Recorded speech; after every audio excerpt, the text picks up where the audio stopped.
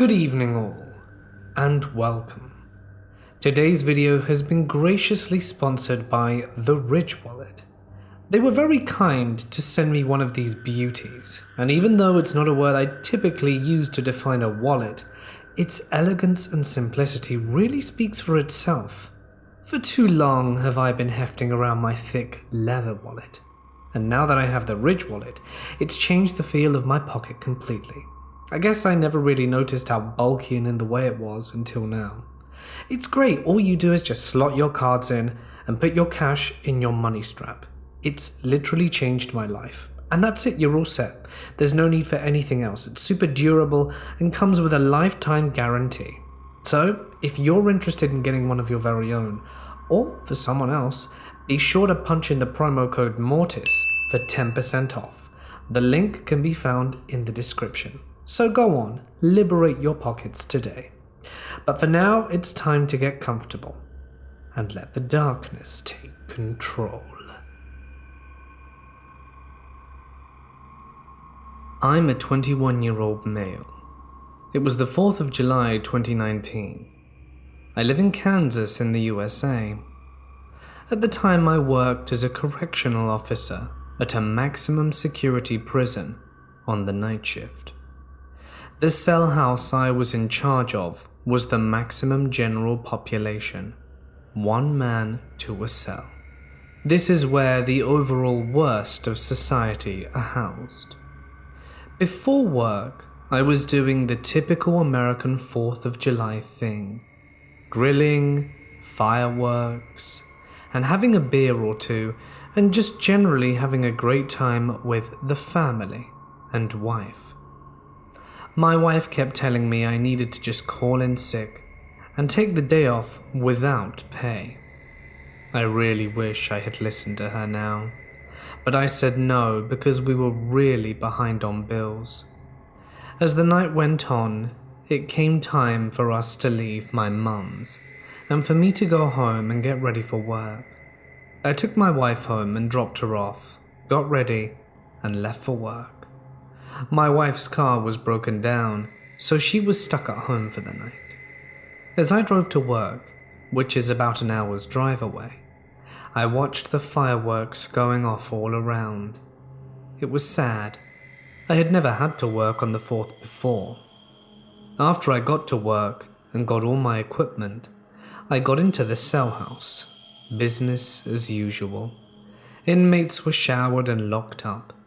I got my night cleaning crew out so they could clean the rest of the cell house, and met up with my partner for the night in the officer's station to get our briefing from the last shift. Fast forward an hour into my shift, so it's now right around 12:30 a.m. Another officer came into the cell house, so now there are 3 of us. This happened often on night shift, as there was nothing to do except rounds every half hour or so. Out of nowhere, we hear an inmate laughing like a witch, like a cackle. That was strange, but nothing to be alarmed with. Drugs were a bad problem in that facility. Still is, as far as I know. Eventually, after a few more cackles, I decided to go see who was making the sound, in case they were high. I walked through and checked all 200 inmates. Nothing. There were a small few that were even awake. So I brushed it off and went back to my office. My partner and the other officer were asking if there was anyone that needed their cells searched. I couldn't think of anyone in particular I suspected of having anything. So I went and checked all the cells again to see if I could get a whiff of smoke or see something. As I was walking on the 2nd story, I found an inmate that was acting weird. He was in his bed facing the wall, talking. This was also common, as there were a lot of inmates with minor mental issues. I figured he was high, because he turned and looked at me and told me to piss off. I was going to leave him alone, but the disrespect made me change my mind. It's now 20 minutes to 1 a.m., July 5th. I walk back to the office and tell the other 2 officers which cell he was in, and I wanted him searched. cell 218. So, how the cell house is laid out is there are 100 cells per level. From the officers' station you can see the north side first and the second floor, but you can't see the south side unless you walk the 50 feet over to it. Picture the movie Shawshank Redemption type cell house, except instead of being able to look through and see cells across, you just see a wall. The cells are literally back to back. As the officers go to put him out of the cell and go to search it, I went to the ground floor and was watching from below. The reason why is I wanted to get the inmate on the ground level and not the second floor. All that there was for protection from going over the edge was a handrail.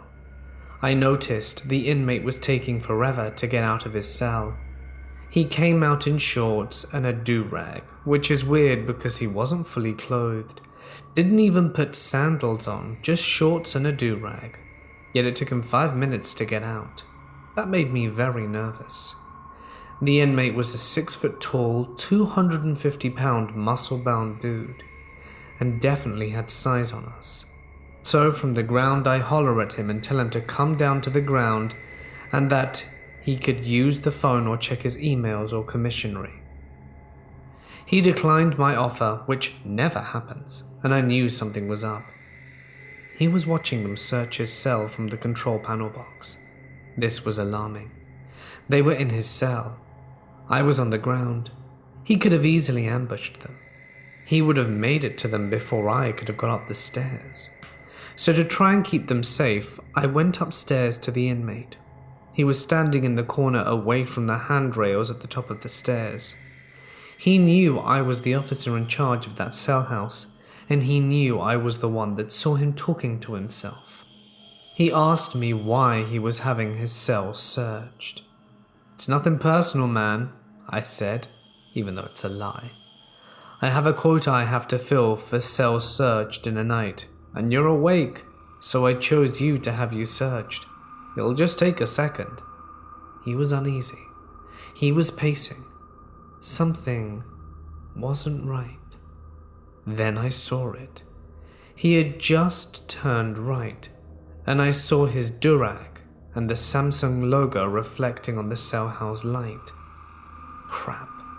I knew there was going to be a problem as soon as I saw it. He had a cell phone. I called over the radio for 2 additional officers to come to me. The inmate didn't seem to notice I made the call. My supervisors responded saying 2 of them were on their way. As a side note, at this time only segregational officers had protective vests, so out of the 5 of us that were now in there, only 1 had a vest. I was not that one. The officers were named South, who had a vest, McCormick, Collins, Sheffield, and me. It's now nearly 1 a.m. As soon as South and McCormick got up to me, I told the inmate to turn around and cuff up. South and McCormick were on the inmate right side, and I was in front of him. "Why?" he angrily asked. I refused to give him a reason at first. After a few minutes I'd had enough. I told him, "Look man, I can see the cell phone in your durag. You know you're not supposed to have that." The inmate then gets a defeated look on his face, but fire in his eyes. His body relaxes, and he slowly reaches up to retrieve the phone. But does he pull out a phone? Nope. He pulls out a 6-inch sharpened metal rod with ripped fabric wrapped around the bottom as a handle. Everything froze for me. I knew I was about to perish. Everything starts moving again. I now have an inmate twice my size charging and thrusting quickly and repeatedly towards me. "Oh crap," was all I was able to yell. I immediately went into defensive mode, trying to grab his arm and disarm him. His wrist kept slipping. I couldn't keep a hold of it, but at least I managed to block his attempts at my lower abdomen. Suddenly, he aimed high and went for my chest. It felt like it made contact. I had just been stabbed in the right part of my chest. I yelled at the top of my lungs for them to spray him. McCormick was already working on spraying the MK9 OC spray. For my listeners who understand military lingo, you'll know what I mean. For others, the MK9 comes as a pressured spray bottle. You can buy it at camping stores in the USA. It's called bear spray. It's the stuff that you spray in bears' eyes so you can get away. South had come up behind the inmate, grabbed him around the chest and pulled him backwards right as McCormick sprayed. I didn't realize it at the time, but the spray hit me. The inmate and South as well, as everyone near us. I was able to turn and run. I ran around the stair railing, past the panel box, and out onto the run of the cells on the second story. I ran past a few cells and turned around to see he wasn't chasing me, but South was wrestling him to the ground, while gagging on the OC, and so was I and McCormick.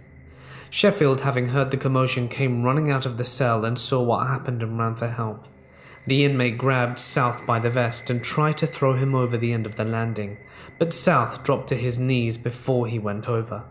I grabbed the shoulder mic and screamed into it, "Level a response to Charlie 2 now." Dispatch said something back, but I didn't hear it. I started to charge back to save South. Before I could get away from the cell, I was in front of Collins, who grabbed me from behind and told me not to go. Due to the layout of the runs, I didn't see, but Sheffield grabbed the inmate from behind and body slammed him on his face and began cuffing him. Sheffield got covered in OC as well, due to the inmate being covered in it.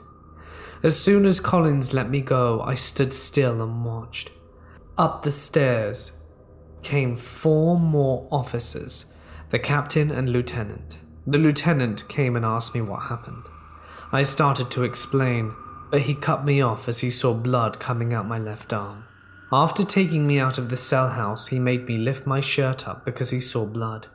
He examined all my wounds. He had me remove all my equipment and hold paper towels to my arm. I was rushed to the ER. I was able to grab my phone out of my rental car, as I had totaled my car a few weeks ago by hitting a deer, and called my wife and told her what happened. She called my parents and siblings. Luckily, my injuries weren't too bad. I was stabbed 4 times, once on my left arm just below the elbow. That was through and through. The blade went in one side and out the other. Twice at the top of my left hand, and once where it hit my chest and went into the skin and hit one of my ribs, keeping it out of my lungs. Out of the 37 plunges, I think it's safe to say I'm lucky I'm still here and able to share this story. I didn't sleep for 2 days following the event. I still have nightmares about it almost daily. I'm always paranoid and I openly carry a firearm. After my attack, I was forced to resign for safety reasons. Everyone statewide that works in maximum prisons now has a vest. None of the people from there talk to me anymore, and I feel abandoned. I have one guy from that facility that I still see, my sergeant who wasn't there that night. Court is coming soon to add 3 more attempted murders on the guy. Turns out he was a shot caller from the Crips gang. To the guy who stabbed me, let's not meet again aside from court, because I have a hollow point with your name scratched into it. To this day, I can't explain what happened this night. It was roughly 11 p.m. I was winding down for the night, and I did my normal nightly routine, which included using the restroom and leaving a light on in the bathroom. I do this so that I can see better when going to the bathroom in the middle of the night. I climbed into my bed and prepared to go to sleep, but not even 3 minutes into laying down and closing my eyes, I hear the very clear voice of a woman whisper in my ear, "I'm here." At this point, I shot up out of bed, but before I could do anything else, I heard footsteps walking up to my door and stopping right outside of it. Now, this could have just been a random noise, but what was worse is that I could see the shadow of 2 feet standing just on the other side of my door due to the light coming from the bathroom. At this point, I could barely move from the seated position I was in on my bed. After about 5 minutes, I decided to turn on my TV so that I had some background noise. As the TV was powering on though, I started to hear the sound of someone's breathing coming from under my bed.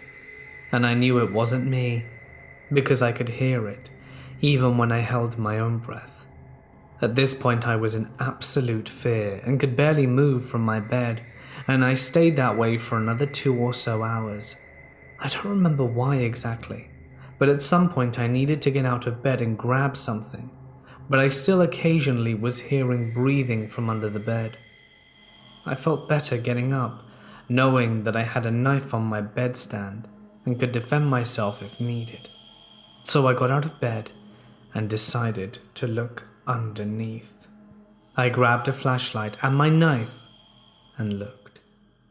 To my shock, there was nothing. This cleared up a bit of horror for me that I was feeling, but there were still feet on the other side of the door.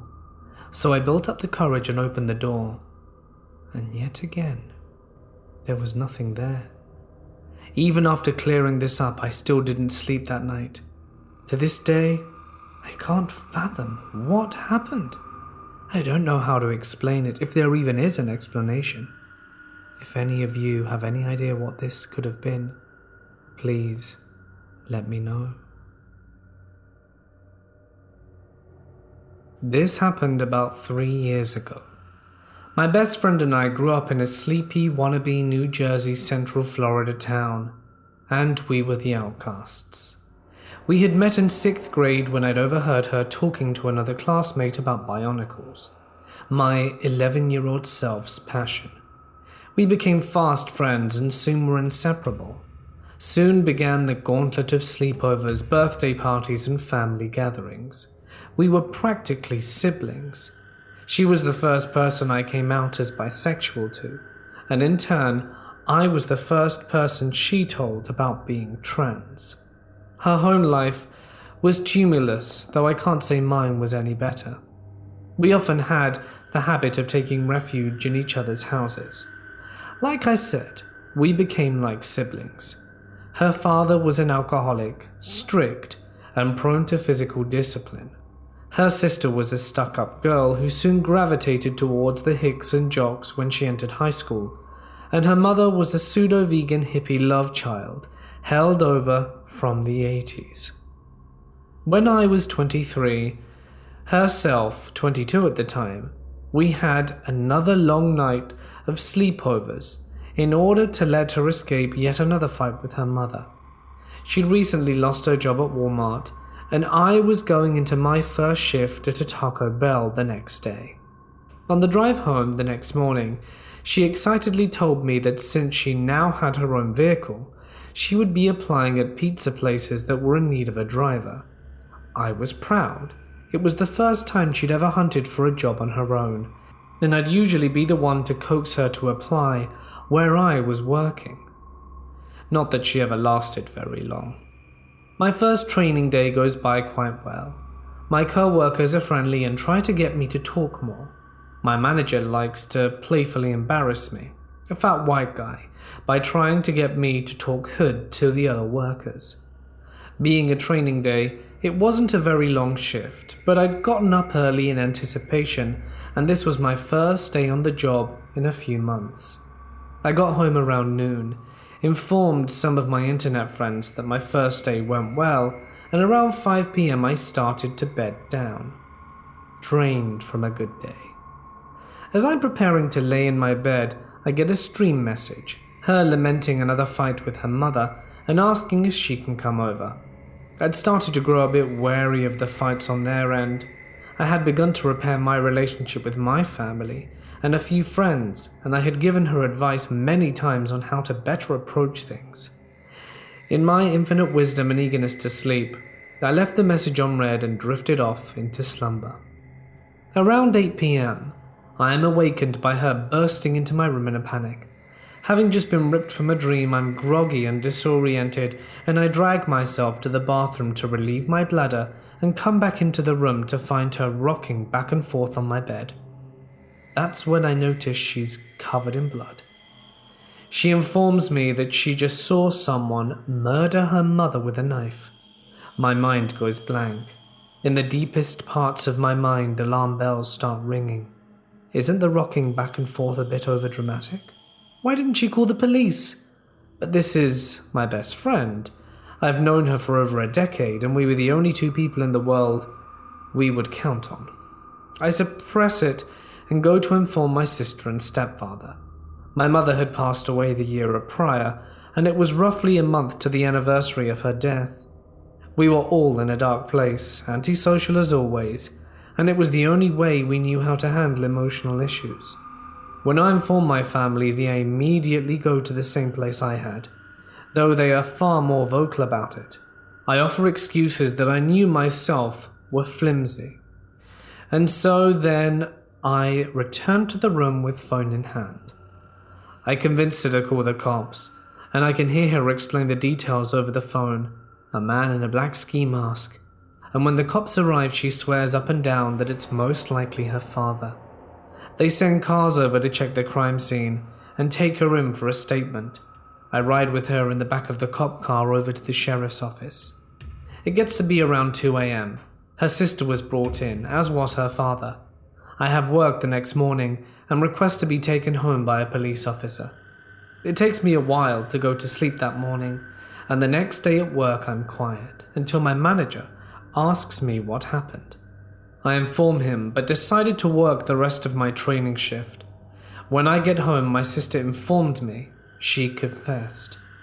Her mother threatened to kick her out for not being able to find a job, and in a rage, she had taken the kitchen knife and done what you know to her mother.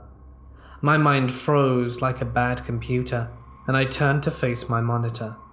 I was in a Discord call at the time, and all I could weakly say is, my best friend confessed to murdering her mother, before hanging up and laying on my bed. Her last trial was the 7th of this month. I don't know the result, though my grandmother tells me she took a plea deal for life in prison rather than the death penalty. Part of me wants to contest that, to demand that they take the death penalty for ridding the earth of such a peaceful and caring woman. A large part of me is glad she's being punished. Natalie, you are my best friend, my sister, and my platonic soulmate. But please, let's never meet again.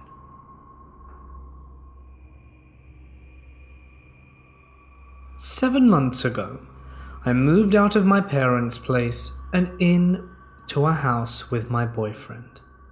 He had already lived there for about 2 years, but never experienced anything to make him think it was haunted.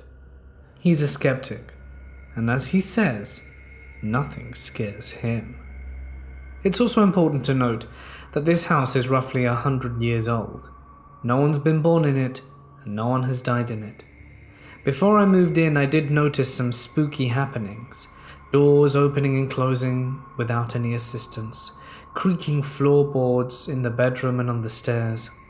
I myself am a skeptic, but only believe something is supernatural when I can't debunk it. I know old houses creak, have pipes that bang, and can tell the difference between these happening and others. This experience that I'm about to share with you happened after I moved in. I share a bed with my boyfriend and a small dog. Normally, I'm a light sleeper. I'm a lighter sleeper as they come. But this night I was so exhausted from work that I passed out and slept like a rock. But at 3 or 4 a.m. I woke up to my dog jumping on the bed and walking around a few times. This is quite normal for him. So I tried to get back to sleep. But in the back of my mind I noticed a noise, like a wet cough, but I ignored it. Then my boyfriend started shaking me gently awake. Do you hear that? He sounded panicked, so I picked myself up on the elbows and listened. But the sound was so out of place that it didn't even register in my half-asleep mind. Baby, can you hear that too? At this point, my dog is growling and fighting to get under the bed. He was reaching his paw under and stomping at something. mixed with his growl and the sound of a fussing baby. It sounded like he was about to start to wail, like a newborn would. It took about 10 long seconds of listening to the sound before I suddenly got really angry. Out of nowhere, I reached over, picked the dog up, put him back on the bed and lay back down, saying, "It's not important, ignore it." I only remember picking the dog up and mumbling that because I was so tired. But my boyfriend said I spoke clearly and sounded mad. I passed out again almost immediately. But both my dog and boyfriend stayed up for the rest of the night, listening for the sound that stopped once I fell back asleep. When I woke up, it was as if I blinked and sleep was over. There were no dreams at all. My boyfriend doesn't want to talk about it anymore because it freaked him out too much. We know for a fact that our neighbors don't have any children, and there was no TV on, no phones, no laptops, or anything to make that noise. And there's nothing under the bed. We checked in the morning. There was this one time that I was out on a date with a girl. We did a happy hour dining thing that went well, so we wanted to keep things going. There were a decent number of red flags flying, chief among them being that her ex was a 1%er in a local biking gang and was in prison. But she was hot and I'm an idiot, so we wandered down the street to her favorite bar. At that point, she's a full-on social butterfly, wandering the bar chatting to all the regulars, so instead of following her around like a puppy dog, I just saddle up to the bar and start talking to the group of guys next to me. Very nice dudes, very chatty and amiable. Eventually, a number of bikers pull up. Now I'm a bit concerned and ask my new friends if everything's cool, since I told them my situation. They reassure me everything's fine and I'm welcome there. Maybe an hour later, I wander off to the bathroom, come back, and the dudes tell me in a concerned tone that I need to leave now. To this day I have no idea what happened, but there was no mistaking the urgency of their tone. So I promptly paid my tab and headed to my car. I hadn't seen my date in a while, so I was a bit surprised when she came running out the bar, jumped into the passenger seat and just yelled, "Drive." No high-speed chase or anything after that, but let's just say I was a bit freaked out. She was mostly incoherent at that point. I took her back to her place, and we got there and she tried getting freaky with me in the car. After the night's events and with her being wasted, I gave the whole situation a hard pass. She started crying. Then in short, order puking out of my door. It kinda goes without saying there was no second date. My sense of self-preservation kind of outweighed my curiosity at that point. I'm 24 years old and a prison guard in a federal correction facility somewhere in North America. I usually work night shifts, and in fact, I've adjusted quite well. I maintain a healthy routine and diet and exercise regularly, and routinely get 7+ hours of sleep during the day, to give you a good picture of my mental health. I also have experienced some strange phenomena in my life, but have always remained a skeptic. Anyway, one night a little while ago, I was working on the maximum security unit of our correctional facility. It was a relatively early time in the morning, and my partner had gone up to do their own thing for a while before our obligations. Seeing as this is pretty normal, I threw my feet up on the desk of the control post and began to read my book to kill some time. The way I was facing, I could see the monitors over my book. In case something happens, I can see it. Now anyone who works down there knows that weird stuff happens regularly. Shadows moving, things moving on the cameras, strange sounds. But most of us chalk it up to the fact that generally it's late at night, 3 or 4 in the morning, and we've been up since probably 3 to 4 p.m. the previous day, and we just ignore it. This time while I'm reading my books, I see movement on one of the cameras. I check all of the cells and everything's good. I look back, and there's movement on a different camera, and then a different one. Every time I look at one, something's happening on a different one. When I say movement, I mean I can see a figure moving, or I can see things on a table or countertop moving. After probably about 30 seconds, even though it felt like forever, everything sort of stops. I take a deep breath and tell myself it's probably just my imagination and to not worry about it. So I lean back, throw my feet back up, and go back to my book. Here's where things get really creepy. As I'm reading my book, a completely black and large figure appears outside my control post, in the exact spot a person would be if they needed to communicate with me from outside the control post. There's actually a large silver mouthpiece that we use to communicate when the control post has to be secured during the day. This figure looms there for probably no more than a second or two, and then disappears. The figure was quite large. Again, I just sort of sit back and not think anything of it, although I'll admit that my nerves were a little rattled regardless. My partner comes back down to grab his things before his obligations take him back up to the main part of the correctional facility. He sits down and we chat for a minute, and I tell him what I had just experienced. We both laughed and said it was probably nothing. In fact, he said, if there were a ghost here right now, he'd tickle my balls. We both laughed some more, and he told me, stop being a coward. I laughed some more and convinced myself that I was just abnormally tired and had been seeing things.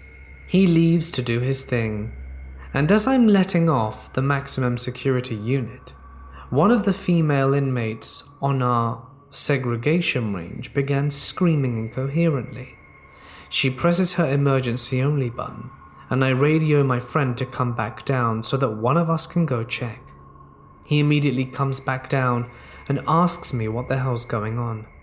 I told him I had no idea, and she just started screaming at the top of her lungs as soon as he'd left. He decides that he'll go back down to check on her, to take the disable key for the alarm and proceed to her door. Being as the segregation range is right beside the control post, I stood by the door to listen to what she was screaming, and it was more or less along these lines. You've got to help me. He's trying to end me. Oh my God, please help me. Don't let him get to me. You get the picture. At this point, she's crying hysterically, banging on the door, and she actually hurt herself trying to bust the gigantic steel door open. My friend turns to me slightly pale, and we both shrug our shoulders, not really sure what's going on.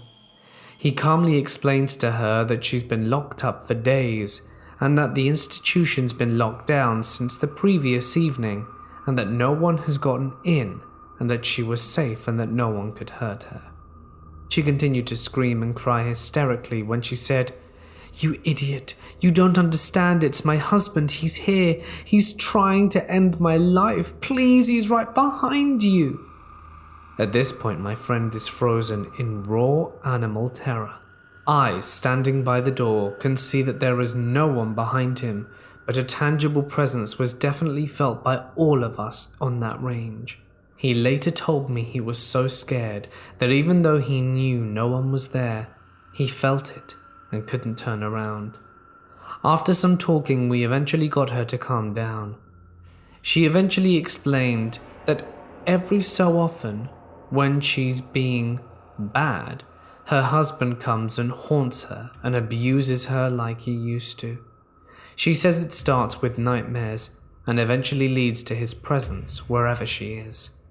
I told her we would get the psychologist and healthcare teams to see her as soon as they were in for work. She begged to see if they were in now, and I agreed to call but told her I couldn't promise anything. I phone healthcare and naturally no one picks up, so I hang up before the answering machine kicks in. She eventually goes back to sleep. My friend goes on with his business and I'm stuck alone in the control post for the next half hour. Nothing else happened while I was there, and I was thankful for that.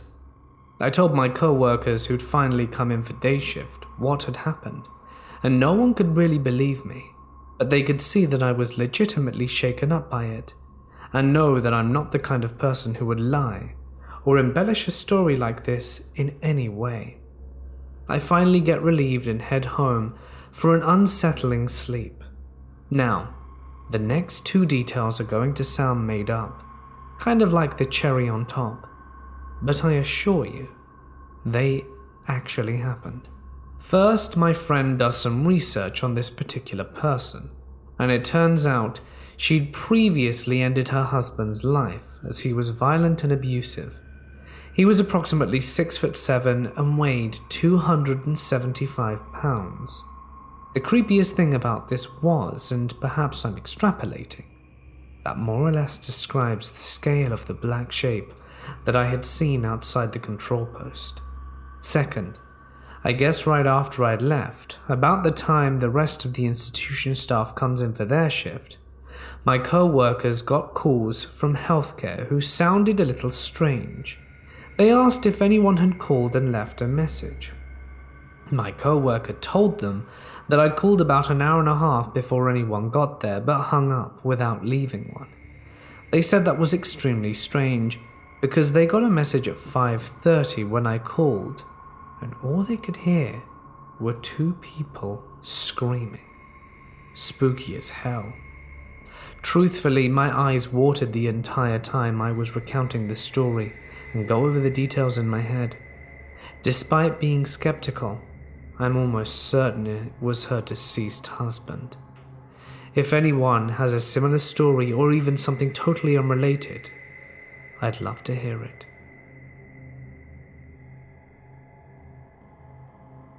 This took place last July. My family rented this nice one-story house in the outskirts of a sea town, and since it was on the side of a huge hill, we got a breathtaking sight of the sea. The house was a bit isolated from the other buildings of the residential area, since it was not directly on the street but surrounded by trees. The master bedroom was quite small, with the king-sized bed at the center of a big closet in front of it. The window directly on the backyard. The backyard, where we hung our clothes to dry, had a ridiculously low and easy-to-climb fence, which went directly into the woods. When my brothers were there, we would climb out of the window and into the woods just to feel like kids again. It was really hot, which I can't stand, so I always left every window open to let in a nice draft. I know I'm naive, but I did it only during the day in broad daylight and with other people home. My brothers and dad couldn't be there because they had to work during the weekdays, so it was just me and my mum, and my grandma stayed in a hotel in the center of the town. I was on my period for a whole week, and I didn't feel like going to the beach, so my mum, just because you're 18 and an adult now, agreed to leave me at home alone so that she could go with my grandma. Of course, I didn't want to stay home alone, so I called a close friend of mine, an almost boyfriend to be honest, who happened to be staying in the same town for the holidays, a guy called Ray. So he came over, brought some weed, and I was really excited to try it. We were sitting on the balcony enjoying our smoke and the view, chatting quietly when I heard a soft crashing sound, as if someone fell on one of the many carpets we had there. When I mentioned it, Ray laughed it off and said that I'm hearing things, and that's normal with drugs, but I was pretty sure of my hearing, which never fails, and is exceedingly good. Maybe it's just your cat, Ray said. We both knew I couldn't bring my cat on vacation with me, and that it had to stay in my hometown, but we searched regardless, laughing like idiots. Ray opened the kitchen cupboard screaming, "I'ma find that before you." I went into the master bedroom, opened the closet, giggling like, "Here kitty kitty, stop hiding." Then I kneeled and looked under the bed. But what I found was not what I was expecting. There was a dude laying on the ground and staring at me, wide-eyed. I'm pretty sure time stopped as well as my heart. I have no idea what kept me from screaming at the top of my lungs, but I got up, padded out the room and shut the door behind me. My mind was trying to process what I'd just seen. I never let go of the handle. I think my knuckles turned white at some point. Ray paddled over giggling, but he went dead serious as he looked at me. I told him there was a guy under my mum's bed. He thought I was hallucinating and tried to joke about it, but I grabbed my mum's phone and dialed my mum's number. Later on, he told me he had understood I was serious, only when he saw my hand shaking and my fingers having a hard time dialing.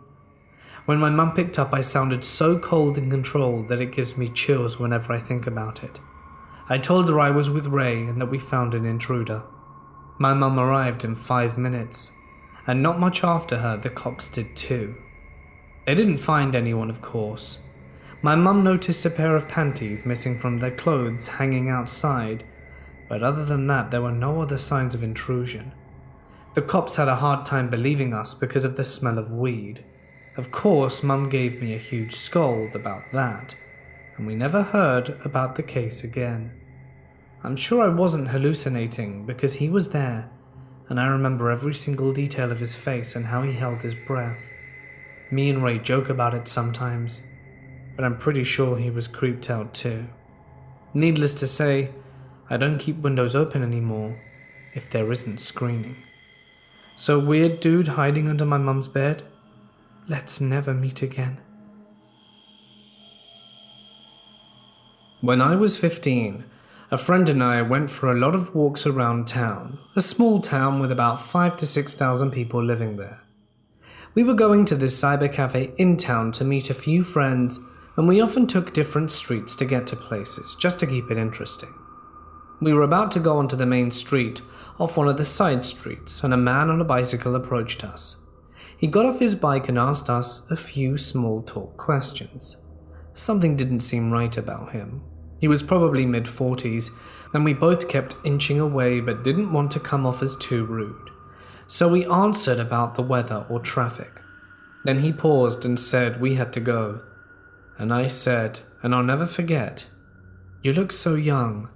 I don't want to get in trouble, but I need to touch something. I just need to touch you. You should come with me." And he started rambling. I just felt terror. I couldn't even speak. I grabbed my friend's hand and turned. We sprinted the rest of the way to the cafe, and as soon as we were inside, we asked to use the phone. I called my mum to pick us up, while my friend told the worker what happened, and that guy looked like. A month later, I received my first cell phone. I was a kid, about 11 or 12, growing up in the suburbs of Ohio. My best friend was sleeping over. I was on the bed and he was laying on the floor near the bed. I don't remember if I was reaching for something on the floor or my arm was just hanging over the side of the bed, but something grabbed my wrist, seeming to come from under the bed. I shake my arm and say, "Dude, let go, man." My wrist was being held for a good 5 seconds. Eventually I get it and look at my friend still asleep. It could have been him, but it doesn't seem possible because of the angle. And I felt like I was being held. Well, the thing is, I don't really know. Point is, he still denies it 20 years later when I ask him about it. I lived in that house for 22 years, and nothing strange ever happened. A different story that is a close second for me, if something I know was real, was that someone once shot a bolt of energy at me from their hand. We were on a bus, I saw the movement of his hand shoot it, and I felt it go through my entire body. It's not spooky or anything and felt completely positive, but I believe he was on a higher plane mentally and tapped into the energy of the universe or something. Anyway, it was a bit freaky in the moment. This happened when I was an 11-year-old boy, visiting a movie theater with my family. I remember I was 11 because I had to lie about my age in order to get into the movie, which was a PG-13. It was a long movie, and by the time it had finished, we had all become rather hungry, and so decided instead of going straight home, would grab something to eat. We jumped into our family Land Rover and headed just a couple of minutes down the road to where several fast food places were located. As was often the case, an argument ensued about which fast food restaurant we would purchase our food from. My family preferred KFC, and me only liking Burger King. In the end, to settle the argument, my father gave me some money and told me to go and get a Burger King, while the rest of my family got their KFC. Delicious. The two shops were so close together after all. Entering the shop, which was completely empty for the most part, I approached the counter and ordered my usual order of burger and fries and took my favorite seat near the window. It was at that point I noticed a man in his mid-40s to late 30s who was looking my way. As soon as our eyes made contact, he said, "Hi," and made his way over to me, placing himself in the seat across the table from where I was. Hello?" I replied, not wanting to be impolite, but wondering what this was about. People where I live are normally very private, and a shy 11-year-old who wasn't used to strangers approaching him, this was a bit out the ordinary. I was just beginning to wonder why a man of his age would be interested in speaking to someone like me, when he said, "Don't worry, kid, I ain't no weirdo." "No, I wouldn't think that," I replied, as I felt my face reddening, and then I felt very shy and awkward. The conversation flowed out of him for the next few minutes, asking me questions such as, "Is that your favorite food? Do you like cars? What are your thoughts on wrestling?" Typical kind of things you might say to coax a child into feeling comfortable with you. And it sort of worked, my answers gradually becoming less short and forced as my confidence grew. He then abruptly stood up to excuse himself, only to return moments later with a milkshake from the place next door. "This is for you," he said, as he placed it on the table. Surprised, I thanked him. I looked up and said, "You went next door? Did you see my dad?" A frightened look came over the man's face. "What?" This confused me. "My family are eating right next door, didn't you see them?" I described my siblings and parents to him, so he knew he would have seen them. Upon receiving this information, the man's eyes became glued to the door of the restaurant. He slowly rose once more. "I need to use the bathroom," he muttered, and almost backed into it. "Okay," I replied, completely unnerved by this sudden change in body language. This next part all happened very quickly. It started with my becoming faintly aware of the police sirens in the distance, except they were no longer so far in the distance. In fact, the sound of them and the tires skidding to a halt were right outside the door. Then there were men shouting. They were right in the parking lot. I noticed the woman behind the counter trying to get my attention with some hand gestures, and it appeared she was motioning me to remain still. At this point, I was terrified. I didn't want to be involved in whatever was about to happen. Seconds later, the door flew open and police armed with handguns filed into the room. Living in England, I had never seen a gun before, and I was beside myself and began shaking and crying. Upon noticing me, the officers nearest holstered their weapons and crouched down next to me, asking me to first remain calm, immediately followed by, "Did he give you anything to drink? Did you drink anything?" My eyes told him what my mouth was too scared to say, and looked towards the drink positioned next to my food. The senior officer beckoned for another officer who picked up the drink, wrapped it in a plastic bag, and carried it away upright, being careful not to spill it. The same question again and again. "Did you drink any?" Each time, I replied, "No," as I had been so weirded out by the man's sudden change in behavior at hearing about me not being here all alone. I had still felt too strange to eat or drink anything before the police arrived. After a search of the premises yielding only an open bathroom window through which the man had made his escape, eventually my parents were allowed in, but only to ask me the same question. Eventually, the police and my parents believed there was no need for a stomach pump, although after learning of the man's history, they had more than enough reason to be worried. It turns out, this man would often befriend young boys in fast food places and skate parks up and down the country, and then offer them a drink laced with crushed sleeping tablets, take them into his car, drive them out into the woods, and, do bad things. So heavy was the dose of sleeping tablets, and so far away was medical help, that often the boys never woke up and died in their comatose states. I tried not to spend too much time thinking about how it could have happened to me, and I hoped they caught the guy shortly afterwards. It had been the woman working behind the counter who phoned the police after becoming concerned, and the police have been looking for this man for quite some time and rushed to the scene upon getting a matched description. I never got the chance to thank her. To think, it could have been the last time I ever saw my family, and to this day, we now always use the drive-thru instead. This started when I was younger, when we first moved into this house. I never felt comfortable sleeping in my room by myself. I always had my brother in the room or bed with me. I always felt as though something was watching me. It was almost as if someone was pacing around my room, looking for something. So I was sleeping in my mum's bed with her and my brother. But usually during the night, she would go downstairs to have time by herself. I woke up in the middle of the night and asked her to come back up, because I was scared. She told me she would be right up after her show was over, so I waited for her. Then I heard the tub faucet turn on.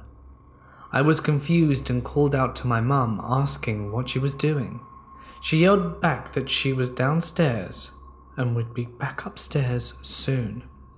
That's when I realized that she was nowhere near the upstairs bathroom, and since I was in her room, I was directly across from the bathroom, and saw no one go in or out of it. Then, as I reached middle school, I decided that I wanted to be alone in my room, and it would be okay at first, just the usual feeling of a presence there. Then one night I was in middle school and I heard someone knock in heavy work boots, shuffling through papers and walking around in my room. I screamed and pounded on the wall for my mum to come and help me. When she came over, no one was there. Everything was normal, for a teen's room at least. Then that same year during the summer, I was sleeping in. I think it was about 1 p.m. and I was deciding whether or not to go back to sleep or wake up. Well, someone decided for me by grabbing my ankles and not letting go until I pulled them up to my chest, and I prayed in the fetal position for a few minutes to try and figure out what happened to me. I decided that I was definitely at that point not going back to sleep. Cut to a few years later. I'm now in high school and just got into the paranormal. I wanted to learn about it so that I could get an idea of what was happening in my home. My mum and brother and I decide to pull an all-nighter and watch Ghost Adventures. That night turned out to be a blessing in disguise from my mum's point of view. During the commercials, I needed to go to the bathroom, and as I was washing my hands, I heard stuff happening in the back room. The bathroom and back room are connected, and that's where we keep our microwave. I think nothing of it, as I'm not the only one up. It's probably one of them who just left the living room. Half hour or two later, as we're watching Ghost Adventures still, my mum needs to use the restroom. I go back to scare her by banging on the door as she was washing her hands. The sink is by the door, you see. Perfect plan. But not at all. As she was opening the door, we were laughing, completely oblivious to what was happening. The microwave started making a noise as if someone was trying to open it. After watching Ghost Adventures all day up until then, we freaked out. We took the stuff we were able to carry that was in the living room and went to the closest place that was lit up at this hour, which turned out to be Walmart. We saw a police officer there, and my mum said something about getting him to check out the noise we heard, but I wasn't feeling it. I didn't want to go back.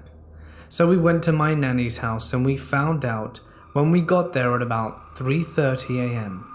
She lives 20 minutes away from us. So after that I went back to sleeping in my mum's bed with her.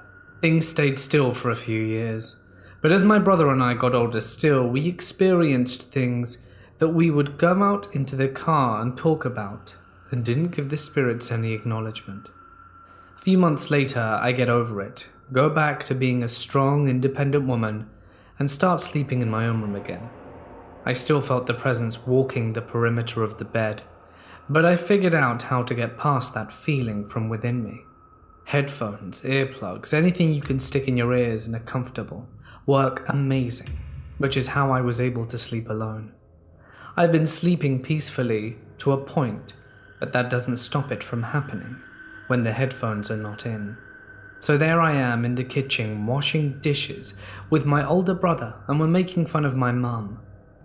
All of a sudden, after a joke about my mum, we hear this little girl giggle. My brother and I look at each other, and we ask my mum if she made that noise, and she said she had no idea what we're talking about. Then, the only thing about the situation I didn't want to reveal to anyone was when I heard and saw a little girl with blonde hair and blue eyes. Her hair was in long pigtails with red ribbons, and at the end of the pigtails were curled. She had a blue dress on with daisies on it. I saw her a few times, but no one, I think, will believe me. Lately it's just been a few noises here and there, but more recently my fiancé was over. He wears glasses. He took them off while he's still half asleep and put them on the bedside table and went to the bathroom. When he was done, he started getting ready to leave to go to his house. The last thing to put on were his glasses, and they were nowhere to be found. We looked everywhere, under the bed, on the bed, in the blankets, downstairs bathroom, upstairs living room, and of all places he went that day in the house, but they were nowhere to be found. We were getting peeved, started yelling at the spirits, which I told him to never do again. I don't play like that, not with them. I have to live here. So he left without them. As it was getting late, I told him I would continue looking for them, and as the next day came, I moved my bed to look under it, and still nothing. I tore my room apart looking for them, and I was unable to find them. My mom eventually looked for them, and she couldn't find them either, and when he came back over, I told him to look once more and to not give up. The first place he looked was under the bed. Right in the middle were his glasses, in the place where he left them atop the bed. He laughed it off and told them, "Good prank." I told him he'd have to watch what he says around them, and that all he has to do is ask nicely for his stuff back, and that he'll probably get it. The other day my mum and I were talking about paranormal things in our house, and when I was younger, I thought there was a portal in the upstairs hallway. How I thought I could see a football team running through the hall, as if they were going through a football game. How I always felt weird stuff happening there.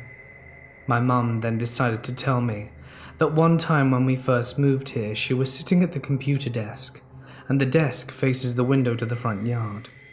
She saw a man with a top hat just stroll on by in period clothes. She said she felt nothing when she saw it, but was just always confused as to what she saw. It was spooky indeed.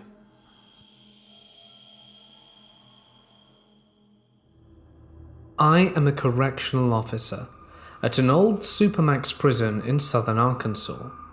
For context, I'm about 6 foot and 200 pounds.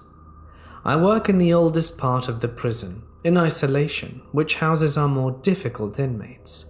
Most prisons, to my knowledge, have one. Per policy, the inmates are to spend about 23 hours a day and 29 days at a time in a tightly confined cell, where the only time they can come out is to go into a more spacious cell, outside and behind the isolation unit. Still fully restrained in waist chains and leg irons. I work the night shift, so most of the time those assigned are sleeping, and I just have to check on them every 30 minutes or so. Every cell has a camera located above, so we can see what every inmate is doing at all times. Now, I had heard the rumors circulating around the prison about it having been haunted, but I'm not one to believe these type of things, as I'm agnostic and don't particularly care for the sort. I was working nights in isolation, as I had mentioned before, as I'd been working this post for quite some time and could pretty well handle myself. I was making my rounds amongst the cells and tiers to check on the inmates in my custody. Right before lights went out, an inmate had told me he thought he had seen a face looking into his window and asked who was allowed to be running around at this time of night unshackled, as it wasn't fair. I told him no one was out of their cells, as I had just done my rounds and made sure of it. He then said, "No, I swear I saw someone. Some dude was walking around out there and looked into my cell." I was thinking he made it up. I proceeded to wave him off and ordered him to return to bed, or he would be written up. He then said, "Man, screw you, I know what I saw," but did as I asked. I thought that was weird, but went on my rounds as normal. At the time, we only had about 3 vacant cells to which the doors were slightly ajar, in case someone had started a fight or threatened an officer during the night. It was about midnight and I was getting ready to count the inmates assigned to me, which is something we often do to account for all of the inmates we have on the compound. While doing this, I was passing the empty cells, and I noticed that there was a blanket that looked like it had someone under it. I opened the cell door wider to see inside, and sure enough, there was someone under the blanket. I saw a pair of feet, and the blanket was laid over the top of the body like someone was sleeping. I thought about what the inmates had said, and about how I guessed the inmate was right. Someone was walking around freely in isolation, which is a big no-no. I retrieved my notepad and wrote down the details of what I was seeing, like the time and which cell it was. I then proceeded to radio for Master Control to send me a supervisor to provide me with some backup, in case whoever was in the cell became combative, as I was the only one in the area. As I looked up from my notepad after taking my notes, I realized there was no one there. The bed was now empty. I looked around and didn't see anyone either. There was no way in hell anyone had gotten up without me hearing it, or gotten past me without me seeing it. I looked around and couldn't find anyone out their cells. About 5 minutes later, my supervisor showed up and asked me what the hell was going on. I explained the situation, and we looked around and checked all the cells to make sure they were secure and still occupied, which was the case. We decided to review the cameras to see if someone really did come out, or was even in there in the first place, but what we saw shocked me to the core. Upon watching the cameras, we saw me doing my rounds as normal, checking all the doors that were occupied and counting the inmates. Then we watched me come up to the empty cells, open the door wider and look inside, step out and write down everything and then radio Master Control. You could see inside the cell, you could see the body under the blanket with the feet hanging out of them. But when I looked down at my notepad, I watched the blanket on the camera relax over the frame. My supervisor and myself looked at each other and then back at the camera. He then explained to me that years prior, an inmate had taken his life in that same cell by tying one side of the sheet around his neck and the other around his side of the bed around his feet, and that he believed it was the inmate still haunting the isolation corridor. Needless to say, I never worked that post again, and still haven't to this day.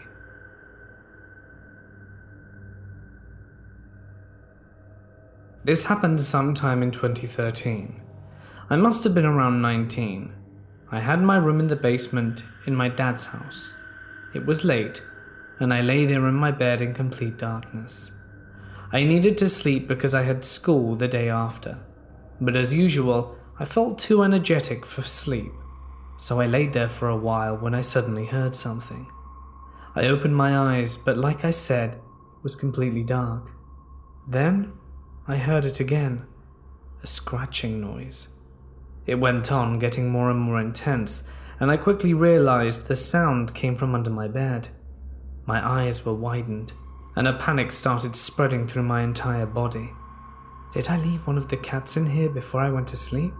I thought. Then I started feeling it. Something scratched and punched at the mattress from underneath. I could feel it across my back. I didn't know what to do. I was in total shock, and after I had been lying there for at least half a minute without the scratching having stopped, my fear eventually turned to rage. I threw myself out of bed, turned on the lights, threw myself on the floor, looked under the bed and screamed, "What do you want from me?" Nothing was there. I looked around the room, and there was no one in it except me. A friend of mine moved into our house a few months after this. She hired a room from us on the top floor, and after she'd been there for 3 nights, she told me she had the most crazy experience ever. She was going to sleep the night before, and I could almost feel my skin turn pale as she told the story of the exact same thing that happened to me. The scratching, punches against the mattress. I knew for sure I'd never told her about my paranormal experience. We were both very freaked out when I told her the exact same thing happened to me, 2 floors down, months before.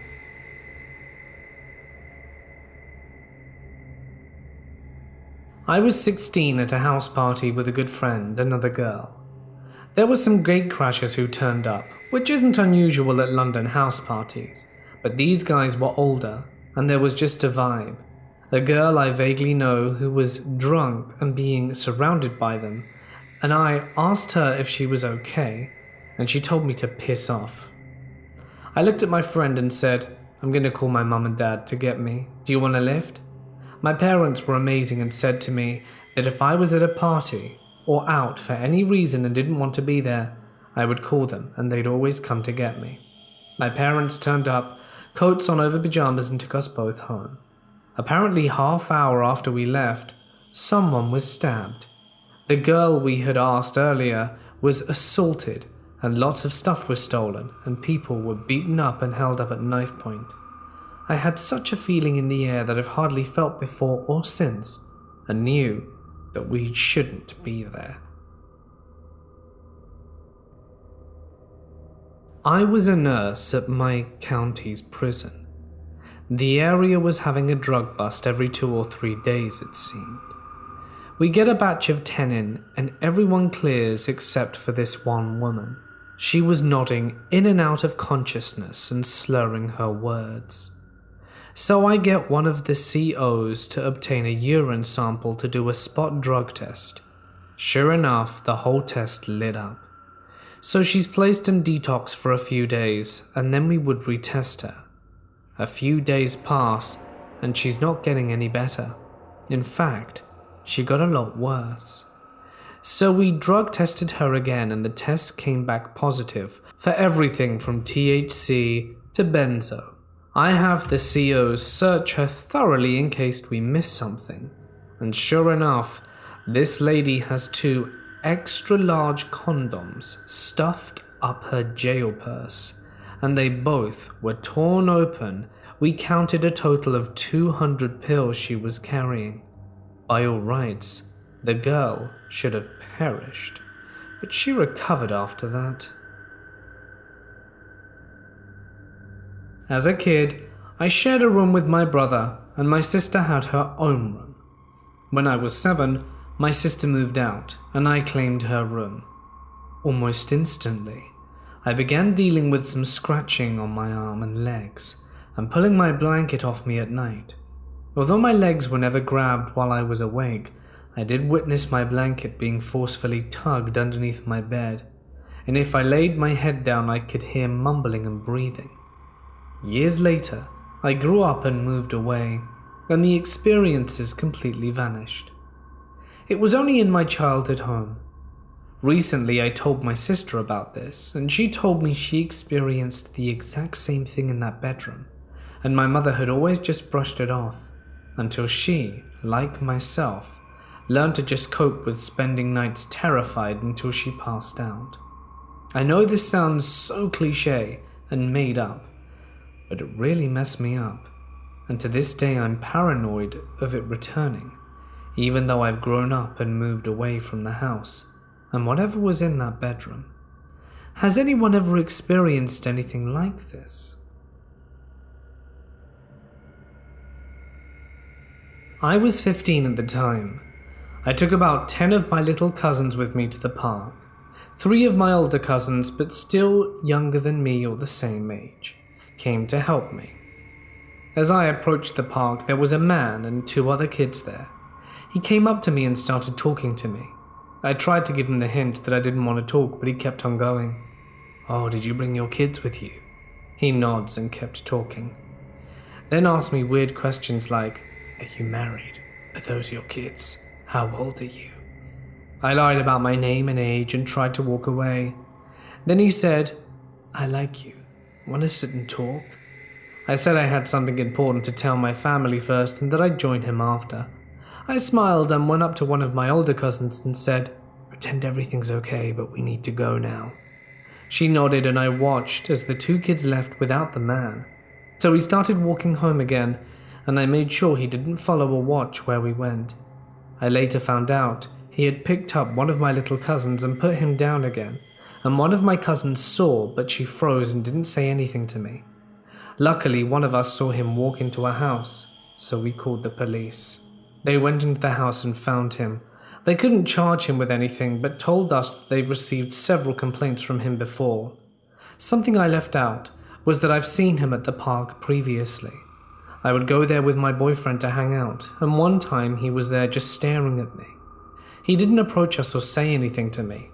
I'm assuming it's because my boyfriend was with me, but I really hope to certainly not meet him again.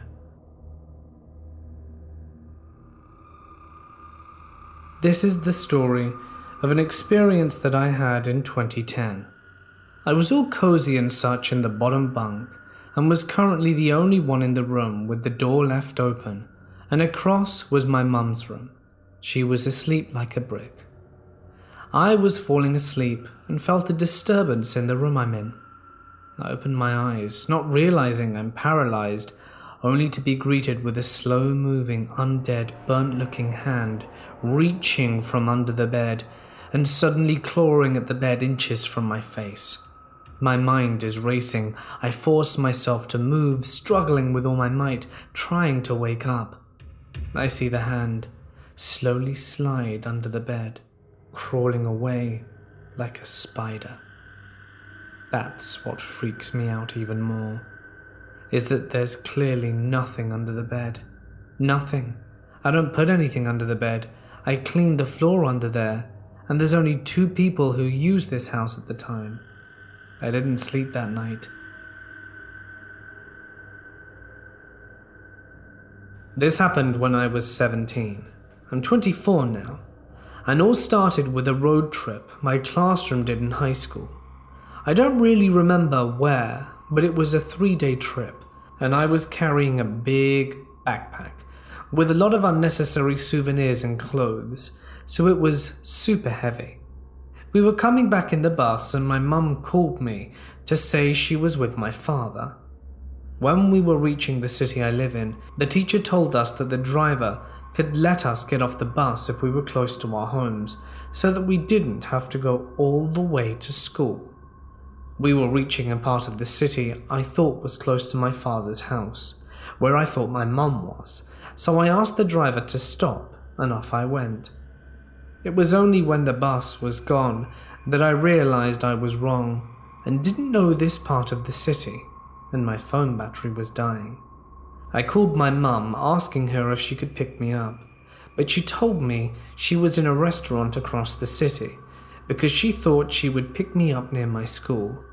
I didn't want to admit it, but I was scared and lost, so my reckless and very stupid young brain told her to wait there and that I would walk to a nearby subway or bus station and go to the restaurant, even though I had no idea where I was, so I started walking.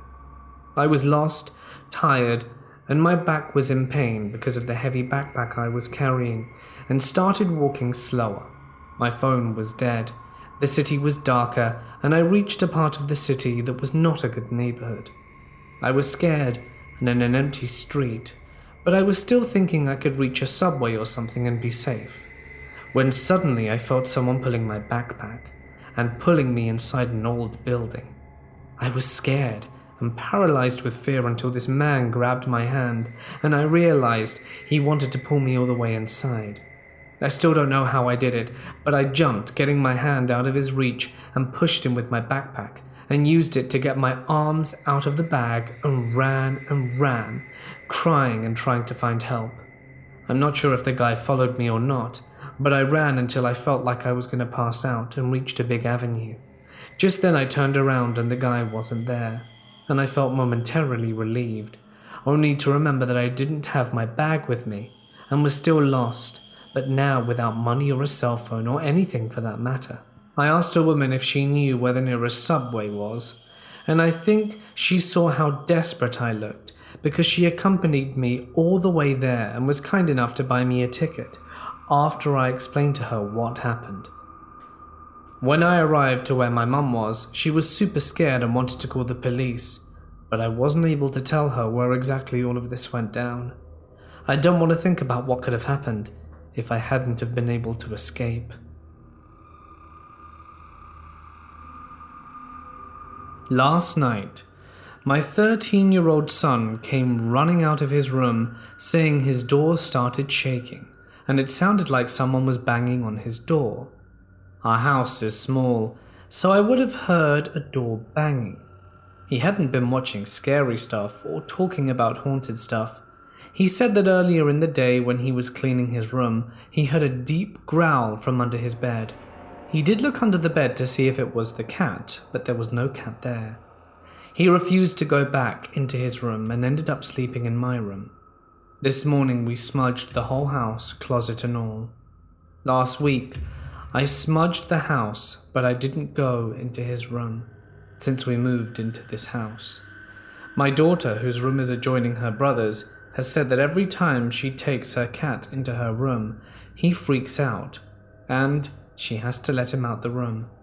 Her cat is the most chill stoner cat, so it's odd that he gets disturbed in that room. I've always just brushed it off, as she was annoying the cat, but now I'm starting to think otherwise. This happened about 5 months ago. I had just gotten home from work around 9 p.m. and had barely had time to get my shoes off when I received a phone call from an unrecognized number. I'm searching for new jobs and thought it might be one of the places that I was applying to calling me back. I pick it up, and it's some guy who says he's with some kind of third-party detention center, which, as he explained, was for low-risk inmates that were sent there whenever the local jails were too filled. That should have set off a nice big red flag for me, but for whatever reason it just made sense in my tired brain. I'm getting ready to tell you guys I'm not interested in making a donation or anything like that, when he asks me if this is my full name. I confirm, and he says that they're holding my boyfriend at this center, saying my boyfriend's full name and giving a dead description of me. I ask what's going on, since my boyfriend is supposed to be at work right now, and the guy on the other end provides an explanation. He says that my boyfriend had struck a pregnant woman with his car on his way to work and was 4 times the legal limit for blood alcohol. The woman was in critical condition and that my boyfriend had broken a few ribs and his nose in the accident. I'm freaking out at this point and ask if I can speak to him, to which the man obliges. I'm put on hold for a minute or two before my boyfriend picks up the line. This person on the other end was panicking, saying how it wasn't his fault and begged me not to tell his parents, using my name again. It didn't particularly sound like my boyfriend, but I figured it was him because of the broken nose he supposedly had, and his tone really helped to sell it, because it sounded so legitimate. The man from before comes back on the line before I can ask any questions and explains that they have to sedate my boyfriend since he began to panic and hyperventilate, which I was starting to relate to more and more by the second. The man on the other end tells me that I should come right away and that the bail is set at $2,000 cash. I stupidly tell him I don't have that much and that I maybe have half of that. He tells me it's fine and that I can work something out with the front office once I get there, and to just bring what I have, and seeming like he's trying to calm me down. He gives me the address and I can barely hold a pen because my hands are shaking so badly, and I'm very poorly trying to hold back tears. All of a sudden, the door opens up, and in walks my boyfriend, completely normal looking with no broken nose, but more than a little confused as to why I'm crying. I'm still on the phone with the man, and asking what the hell he thinks he's doing, telling him how my boyfriend just walked in, and he promptly hangs up. I tried calling back a few times, but it went directly to voicemail. Finding out the power to the bar my boyfriend works at has gone out, so his boss sent everyone home early, and I had never in my whole life been so grateful for a power outage. My boyfriend slept on the couch to keep watch, but unfortunately I still couldn't sleep that night. So I decided to look up the name of the organization the man said he worked for. Big surprise, that turned up nothing. I then looked up the address he had given me on Google Maps and see it was some random abandoned strip mall in the middle of a sketchy-ass area that was about an hour and a half out of town. What really freaked me out about this whole thing was the guy knew my number, both me and my boyfriend's names, but didn't sound like anyone we'd met before. I have no idea what would have been waiting for me there, but I'm counting my lucky stars right now. So to the guy who wanted to meet me for God knows what in that sketchy-ass strip mall, let's not meet. This happened around the time I was 7 or 8. It was a normal afternoon and my mother was cooking dinner. My dad was at work, my big brother was in the park, and me and my little brother, who was 4 at the time, were playing catch with a blue rubber ball inside my bedroom. I remember my mother telling me that I shouldn't be throwing a ball around because there was a good chance I could hit the TV, which was in my bedroom. A little bit of detail before I continue. My bed was a little parted from the closet door, so there was a small gap between them, big enough for me to fit in. Alright, back to the story. Me and my brother were playing catch when he threw it into the gap, and instead of the ball rolling under the bed, it just stood there perfectly. I of course went to reach for it, but just as I was about to grab it, my little brother called my name. "What happened, Dan?" I asked him and he just shrugged. I did as well, and as I turned to grab the blue rubber ball, I saw a black, shadowy hand wrap itself around my ankle, but as I noticed it, it quickly retreated under the bed again. I freaked out, let go of the blue ball, grabbed my brother's hand and ran all the way to the kitchen, where the safety of our mother was, as she was cooking and paid no attention to my confused facial expression. I told her about it, but she just said it was my imagination. I trusted her, and when I built up enough courage, I went back to my bedroom. I told her about it, but she said it was my imagination. I trusted her, and when I built up enough courage, I went back to my bedroom and slowly walked over to my bed and quickly dropped to the ground to see what was under it. There was nothing.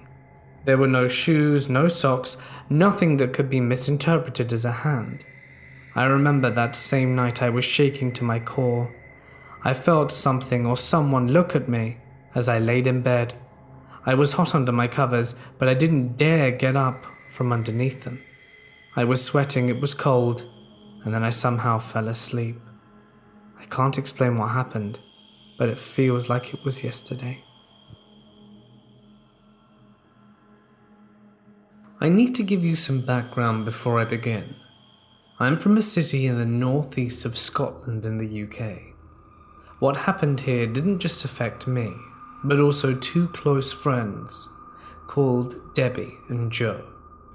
We all used to work for Virgin Megastore. I started there back in 2003, and Debbie joined in 2006, and Joe in 2007. The entire staff of the store, for the best part, were all close friends. We were all music and movie nerds, so shared the same interests and sense of humor. Every year over the Christmas period, we would take on temporary staff as extra help for the volume of customers we would get at the time of year. In 2007, one of our temps was Rory. Most of us hit it off with him brilliantly. Young guy seemed really passionate about music, especially Pink Floyd, which he was a big fan of, especially with Joe, who was one of the greatest guitarists I've ever met, and myself, who grew up on Pink Floyd through my parents. Plus, Rory was a budding filmmaker, and his love of movies seemed to match his love of music, so we would have a lot to chat about, and became friends very quickly. It was rare to keep in touch with the work temps post the Christmas period, but Rory was an exception. He didn't live in the same city as the rest of us, but kept plenty of contact through text and social media, and would come through the city to hang out from time to time. Move forward to Christmas 2008. By this point, Virgin Megastore had become Zavvi Entertainment, and Rory came back to work with us as a temp, in particular with me. I ran the stockroom in the store, which was the busiest place at Christmas time, and had a history of not great people for help. So I was happy to be getting someone I knew would work hard, and that I could have banter with. He could be a bit annoying trying to force different live versions of the same Pink Floyd song he found on the internet. As I said, I love Pink Floyd, but I love a lot of music too. Nevertheless, I figured, he's young and passionate, but he's cool. Around this time, he started to put together a self-made Pink Floyd documentary, which he interviewed me and Joe for, and to be honest, he did a really great job, given the limitation and tools he had. Zavvi closed in February 2009 due to the global credit crunch at the time. All Zavvi staff and Rory kept in touch. We'd all become very close working there, like I said. Fast forward to summer 2010. We had a Zavvi reunion night out, which Rory organized. Most of us that still lived in the same city managed to make it along.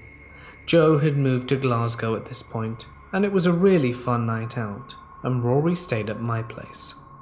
I should also point out, Rory was preparing to go to America for his second year working as a camp counselor for Camp America, at Camp Wigwam in Maine, Ohio. Since Zavvi closed, I'd gotten a new job doing the same thing at another entertainment retail store, and that Christmas, Rory came to work there as a temp, which I was initially fine with.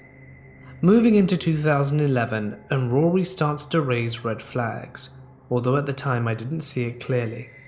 He claimed that while in America, he'd gotten a job helping with editing and camera work on the show Burn Notice. At the time I was like, oh wow man, that's cool, well done. It didn't seem unbelievable, given I knew he had a talent in filmmaking.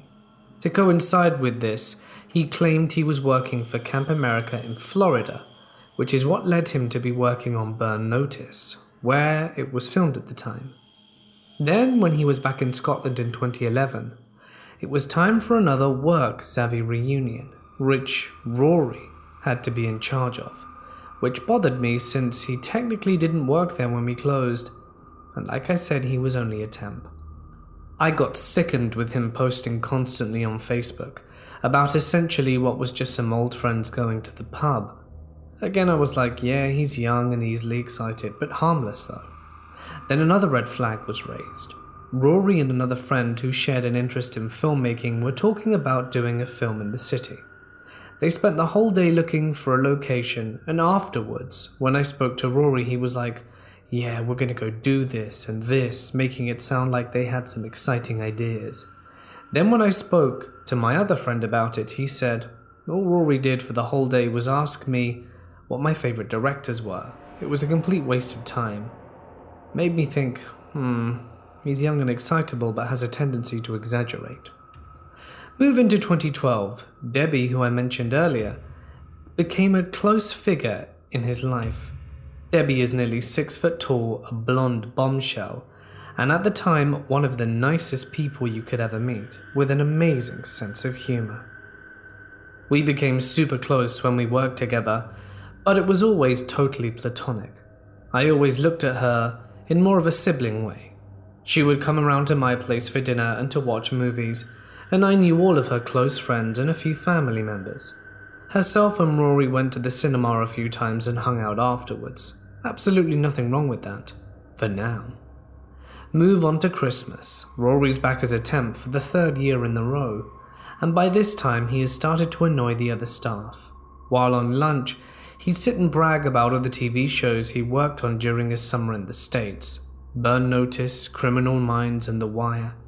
Unfortunately, I didn't hear about it this time because people knew I was friendly with him, so they didn't want to seem like they were talking crap about him.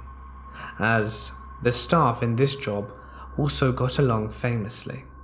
On a personal note, talking with him at work became a bit weird.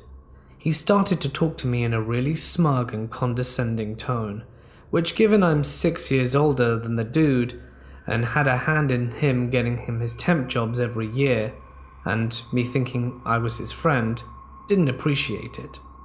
Then around the same time, there's another Zavvy night out due. Rory, Debbie and Joe, who was visiting from Glasgow, myself and a few others. The day before I said, get together, keep in mind I'm already pissed about how Rory is behaving, I get a text from him saying how, hey man, the plan for the night out tomorrow is to go to a pub quiz, your favourite. Now, I don't go to pub quizzes for tedious personal reasons.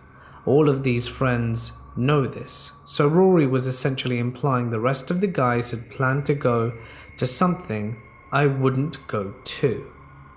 Which I didn't, as I was super pissed about that text. I kept quiet about it from the others, even though I should have just shown how devious he was, because as it turns out, those guys didn't do a pub quiz, and there was no intention to.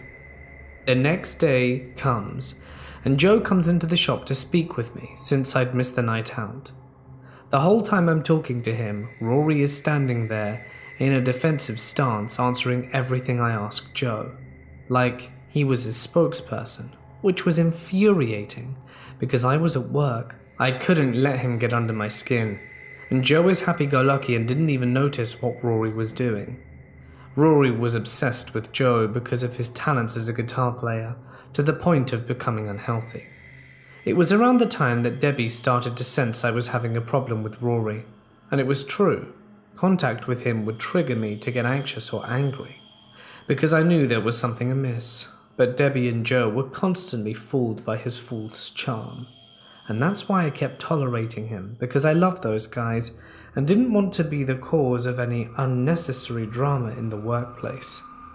In early 2013, Rory makes out that his dad had a life-threatening stroke, which he survives, but leaves him incredibly disabled. This subsequently turns out to be a lie and a tool to get sympathy from Joe and Debbie. Moving forward to 2014, Joe moves back to town from Glasgow into Debbie's spare room, and this is where Rory really starts to phase me out of the group.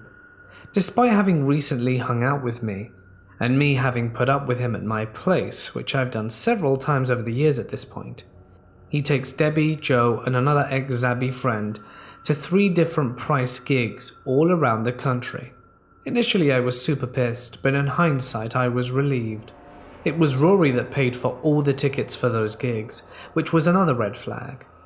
Have to point out that, for when he wasn't working with me as a temp over Christmas or in America over the summer, working for Camp America and various TV shows, he was making out that he was a freelance photographer and video editor, which would be fine, but he didn't have a website, Facebook page, or anything else as far as anyone could see to contact him and do work. Taking that into account, and the fact that he's throwing cash to go to concerts around the UK, I started to grow suspicious about where his money was coming from. Following the Prince gigs, I had blocked him on social media, as his posts and comments on other people's posts were just annoying, constantly undermining people on what they're saying or arguing with folks having different opinions to him. Debbie took issue with me blocking him and stuck up for him, which, in hindsight, she'd been groomed by him and had rose-tinted glasses on when looking at him. I caved and got back in touch with him, even though I now know I should have walked away from them all. But like I said before, I dearly loved Debbie and Joe, and didn't want to lose their friendship, despite everything I knew and had seen. Throughout 2014, Debbie and Rory got super close. Anyone that didn't know them seeing Facebook pics would think they were a couple. Over the next 2 years, my contact with these guys started to drift. Rory would come to my place for a bit, and then would be like, "Well, I'm away up to darling Debbie's. I would invite you, but you're not one of the 3 amigos." A lot of the time, he wasn't actually going there, it would turn out.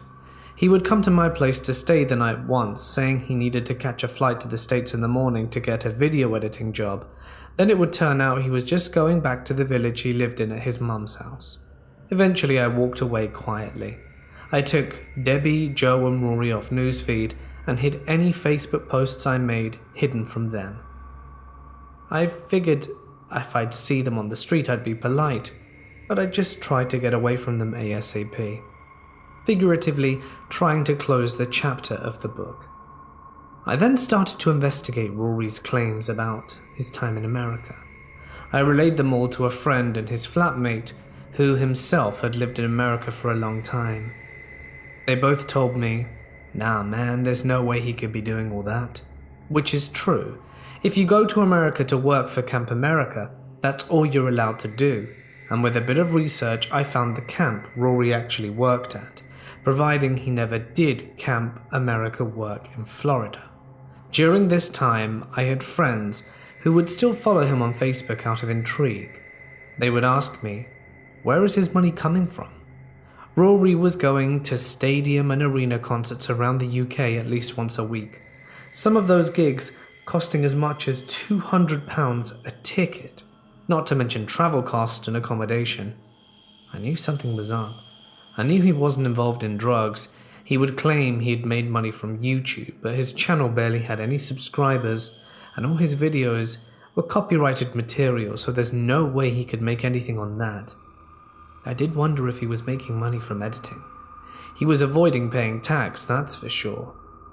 Believe me, if I could have afforded a private investigator, I would have definitely asked him to check out this guy. During all this time, Debbie and Joe were just hanging out and posting how great he is on Facebook, despite the fact I found Rory had a second Facebook account where the profile pic was of him and Debbie. This was a secret account, and I took a screenshot and showed Debbie, but she's just like, "Oh, that's his American account." Fast forward to October 2018. By this point I've severed contact with Rory completely.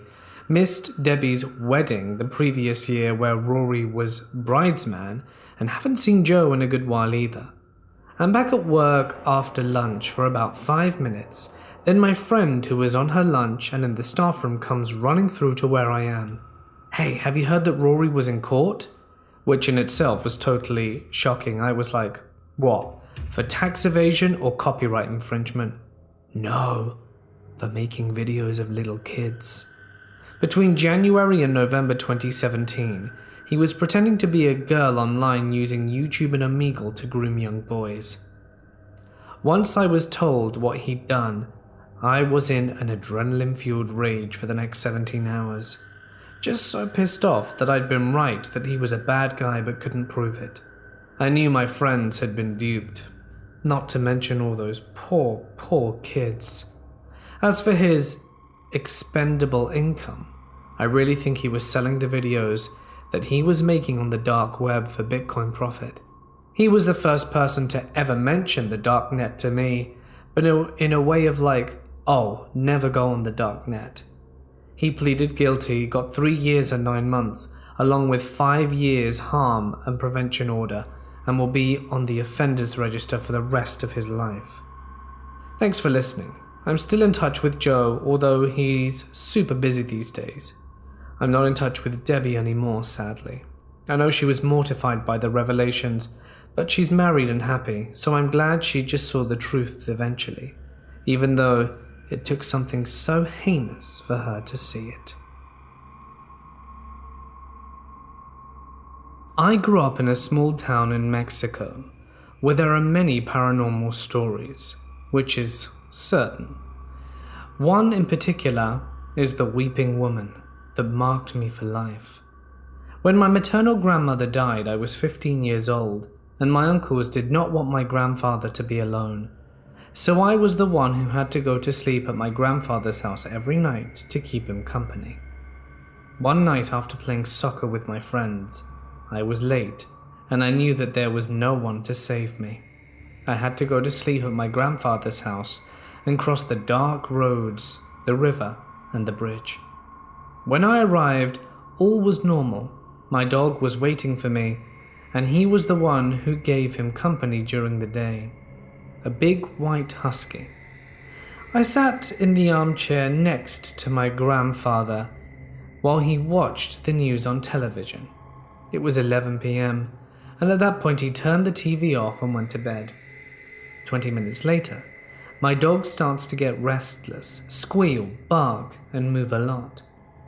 That made me feel uncomfortable, since my dog isn't usually afraid of anything. And that's when it all started.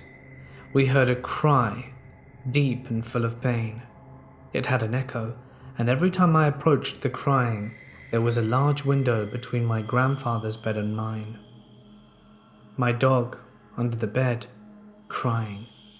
It was a cry capable of paralyzing you or freezing your soul, and every time I got closer to the window, I couldn't move. After about 3 minutes, my dog came out from under the bed to bark, and the crying stopped. My grandfather laughed and told me that such a loud woman doesn't let me sleep.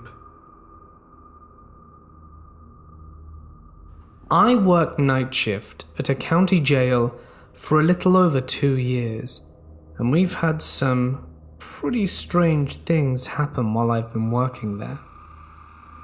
A lot of the staff and inmates believed the jail was straight haunted or had a presence. The stories were pretty interesting, and sometimes I'd see weird or hear a weird noise. A lot of noises I would often write off as just an inmate yelling or doing something silly. It is a jail after all. There are a couple of moments I've had a hard time explaining. One night after we locked all the inmates down, me and another officer went and chilled in the tower. This is where all the video monitors are located. Outside the tower is a slim hallway that circles the tower, the pod where the inmates stay. Doors are secured, and the only way to get through these doors is by someone opening the door in the tower. Anyway, my buddy and I were chilling in the tower just talking about random stuff. If someone isn't brought in at night, the hours are pretty slow. Something slams against the tower door. Both of us nearly jump out our seats. The thud shook the walls of the tower. The first thing we think is that it's an inmate and that they somehow escaped their cell and got through their pod door. Our only other co-worker was still sitting in the booking area. We could see it with the camera, and the only plausible thought was that. We both jumped out, pulled our tasers out, and opened the tower door, to be met with nothing. All pod and cell doors were secured. We both walked back to the tower and started at each other. It was way too loud and forceful to be an inmate kicking their cell door. We talked about it several times and tried to think of ways to debunk it, and we couldn't. At the time, we were both scared out of our minds. I've also had a few other experiences. A lot of them revolved around seeing black shadows on the cameras. I remember me and 2 other co-workers were in the tower at night, and I saw a shadow on the wall of the rec room. I pointed it out, and we watched it glide across the wall, then stop, move back over, move up a little bit. Then it went up and disappeared out of the view of the camera. It was about 1 in the morning, so it obviously wasn't an inmate or anyone in there. One of my co-workers who refused to believe in the paranormal wrote it off as a bug on the camera lens, but I don't think that's the case. Another time we walked into the booking area and the chair was rocking back and forth like someone had just recently used it. This next story deals more with a crazy individual, but it's still odd. Me and another officer were in the booking area. An inmate in a cell was asking if she could have some of her stuff back, as another officer took her things because she kept kicking the door and threw her stuff everywhere. She had been complaining the whole week, and we informed her that she could have some of her stuff back. She seemed so thankful when we handed it back over. We go back to what we were doing before, and 15 minutes later, she starts screaming and cussing. We tell her to knock it off, and she screams at us to shut up. I open the window to her cell and she's staring at me and starts accusing me of cursing her Bible. I tell her that I haven't touched it and she calls me a liar. We open up her cell and she opens up the Bible and tells me that all the words are backwards. The text in the Bible was completely normal, but she had drawn some pretty weird figures in the Bible itself. I take it and tell her that she's had enough of the Bible, since that's what sparked her last episode. I look over in her cell and she had drawn a ginormous demon head in her cell room. I yell at her for damaging property and she starts mumbling some gibberish. My co-worker and I have had enough by this point, but she sprints out of her cell, so we go after her and catch up to her. Within a yard, I tell her to go back to her cell. She starts saying more gibberish quickly and it's getting uncomfortable. My co-worker pulls out his taser and threatens if she doesn't listen, that she will be tased. She starts screaming at us to do it. Now usually this is pretty easy, but we're both shocked because she's usually pretty level-headed and listens to my co-worker, so we hesitated and repeated the warning again. She continued to yell and scream random things, so my co-worker lit her up and we finally got her into her cell and took her things away. Her camera showed her standing in the corner of her cell right where she drew the demon head. We changed the screen to a few different cameras to look at the other cells for a bit, and about 15 minutes later I motioned to my partner to change it back to her camera. Her cell came onto our screen and she was still standing in the corner. Only she turned her head, stared directly at the camera and yelled, "I love you guys," and laughed uncontrollably. This is the part that disturbed me the most. Inmates can't tell when we changed cameras on our screens. My partner and I immediately look at each other with an oh shit type of look. She timed it so perfectly as soon as we checked out her cell. I've been pissed at inmates before but never creeped out like she made me. How she was acting.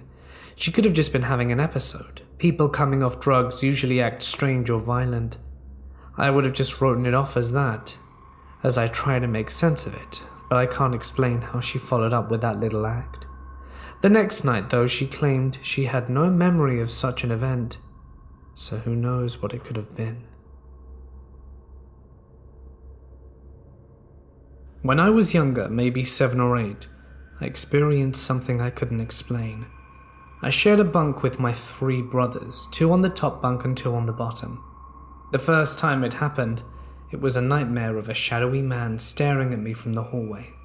I woke up thinking it was just a nightmare, no big deal, but it wasn't just a nightmare.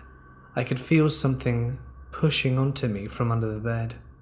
I distinctly remember all my brothers being asleep and all the lights being off, but I could feel something pushing on me. Me, being a stupid kid, thought, "Hey, why does the bed feel so lumpy?" So I go and look under the bed, and there's nothing there. This would happen multiple times a week, when I couldn't sleep because something was pushing on me, and every time I checked there'd be nothing.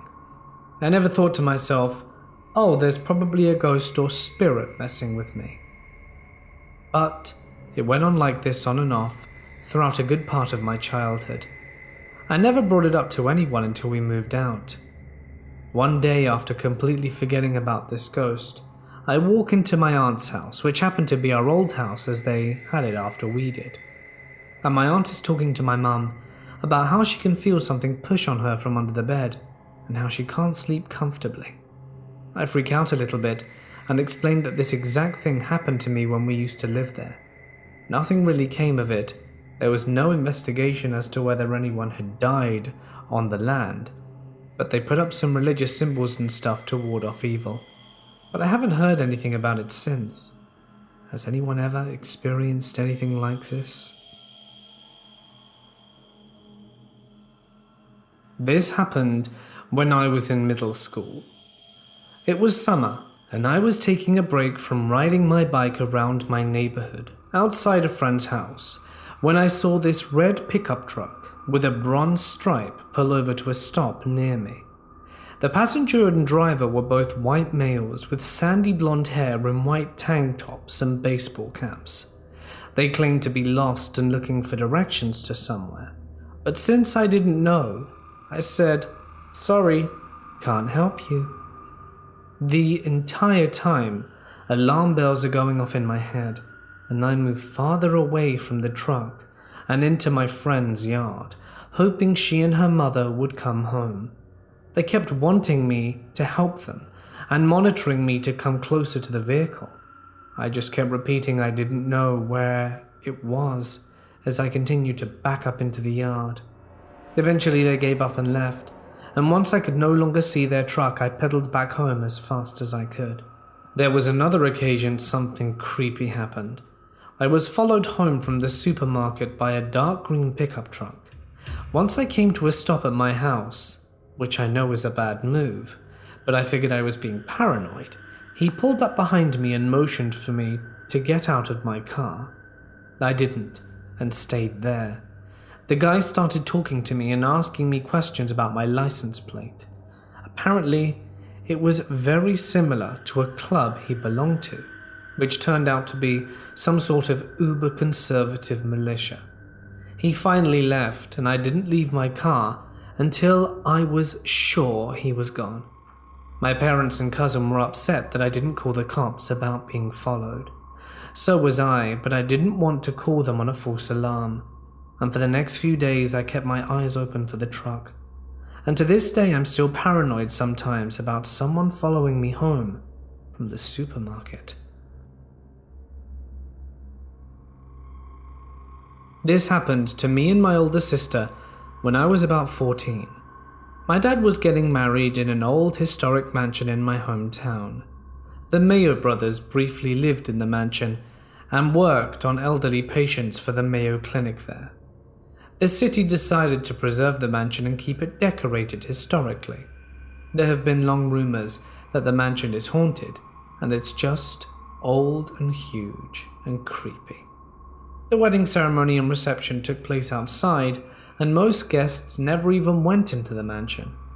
Only the wedding party, my dad, my stepmom, my sister, my grandmother and I were allowed to go upstairs inside the mansion. We used the bedrooms to change and do our hair and makeup, and my older sister and I got a room with 2 twin beds in that we got ready in. We kept our belongings in that room too. After the ceremony, we put both of our bouquets down on a bed in the room and went downstairs. Later we wanted a family photo, and the photographer told me and my sister to go get our bouquets. We went upstairs to the bedroom and looked for them, but they were nowhere to be found. We looked in our dad and stepmom's room, downstairs, everywhere. Finally, in a hapless last effort, I dropped to my hands and knees and looked under the twin beds. They were there, one under each bed lying vertically in line with the beds. We have no idea how they could have gotten there. No one else went upstairs during that time, and the only person we even slightly suspected was my little cousin. But he absolutely denies this to this day, and I know he would have taken credit for it by now. And he didn't even go upstairs. The area was even sectioned off. I still get chills thinking about this. If my sister and dad weren't there as witnesses, I wouldn't even believe my own eyes. Could it have been a paranormal wedding guest? My mother works at a maximum security prison. There was an inmate that tried taking his own life. She walked in on him and she pulled him down and performed CPR. She ended up getting his heart to start again, but the damage was already done. The man was brain dead. This traumatized her pretty badly, and she got minor PTSD from it. It was bad enough that she needed therapy. Fast forward about a year or so after this event, stuff started happening around the house. Paper would come flying out of our printer, objects would fall over the shelves, and the TV would turn on and off at random times. These events escalated until one night my mother woke up with her arm in pain. She looks over and her husband is laying on her arm. "Hey, wake up," she says. "You're on my arm." My stepfather nudges her arm some more. "What the hell? Get off my arm." Now mind you, my mother had surgery on her arm in the past, and it's incredibly painful even to this day, so she's in a lot of pain. She tries to push him off until she finally says, "Get off my arm, you're hurting me." At this point, my stepfather opens his eyes, turns over that all of his weight is pinning my mum's arm down, except it wasn't my stepfather. This man had a tomato red face, black eyes and a toothy smile that stretched to either end of his face to ear. Good. My mum proceeded to flip out and start crying. "Stop, get off my arm." My mother eventually pries her arm out from under the intruder and runs downstairs. She wakes the kids up and takes them into the living room to prepare to call 911. My stepfather comes down to the living room, except he is himself. He's wondering what the hell is going on, and my mother is screaming to get away from the kids and get out the house. It was pretty intense. Eventually, my mum saw that it was actually my stepdad and calmed down. It was about this point she decided that it was probably time they get outside help. So they called my step-grandfather. My step-grandfather's wife has a brother that is a retired priest who currently lives somewhere in Mexico. By calling my step-grandpa, they got his contact info and invited him up to the States as a sort of consultant. He ended up flying up and listening to our story. He said that he's heard of paranormal things happening to people in his line of work, but never to the extent of what was happening to us. He gave us some contact information for a female pastor that travels around and deals with this kind of stuff. He described her to us as someone who was especially sensitive to paranormal phenomena. He told us to just call her, tell her that he referred her to us and to invite her over. Nothing more. He was specific about not telling her anything about what was happening, and that as soon as she steps foot in the house, she'll immediately start to spout off stuff about your house's history and people who have passed there. So we give her a call. My mother followed the priest's instructions, and as they were saying their goodbyes, the pastor starts yelling, "Stop! Someone is trying to talk to you." She is extremely angry. She wants me to tell you that you moved it, and she wants you to put it back where it was right now. And then she hung up. So it just happened that when my family was having a garage sale at one time, we moved some of the more useless stuff we had in the house to the basement. Now, one of these things were these dolls. These weren't just any dolls. They were vintage dolls from when my great-grandmother was a girl. Before she passed away, she was extremely adamant about my mother inheriting them. She was definitely the type of person to get angry over something like moving her possessions somewhere. As soon as the pastor hung up, she knew exactly what the pastor was talking about and moved the dolls. Now the thing with the pastor didn't quite work out. On the day that she was supposed to visit, she forgot our address and phone number and looked on her phone to contact us, except all of our contact information was erased. We ended up calling her later that day. We gave her our number and address again, and she said that she was still more than willing to come over. At this point, she got into her car and it wouldn't start. She called a towing company to try and get it to the shop so it could be fixed, except the tow truck got into an accident on the way over to her house. Suffice to say, there were, or coincidentally, maybe not, a lot of strings of bad luck, so she was never able to come. So since that didn't work out, we went to a different source for help. We called a local paranormal investigation company. It was an interesting experience, to say the least. They came over and spent the night, split up into groups, and investigated different parts of the house. They had cameras and recorders that supposedly pick up on super low frequencies, and one of the things they caught was a demonic-looking face floating somewhere in our great room, as well as several orbs, and a bunch of stuff on the voice recorders. They interviewed, or so they say, 4 different entities. They identified a young girl, an old teenager, and a woman by the name of Lorelei, and a man called Frank. Now this caught my mother's attention, because it just so happened that the man that my mother resuscitated was called Frank. Upon more investigation, the man said that he liked my mother and hated that stepfather of mine. That was about all that happened. For a while, the paranormal investigators became kind of famous within their community because they gathered a lot of evidence.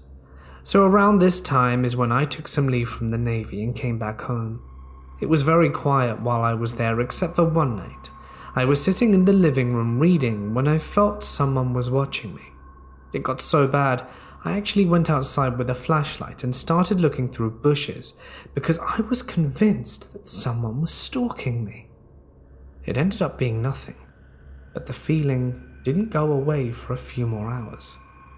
Fast forward some months, my uncle's childhood best friend that we hadn't spoken to in many years stopped by for a barbecue. He had a new girlfriend. As soon as my family's friend and his girlfriend stepped through the door, the woman stopped abruptly and asked, "How many do you have?"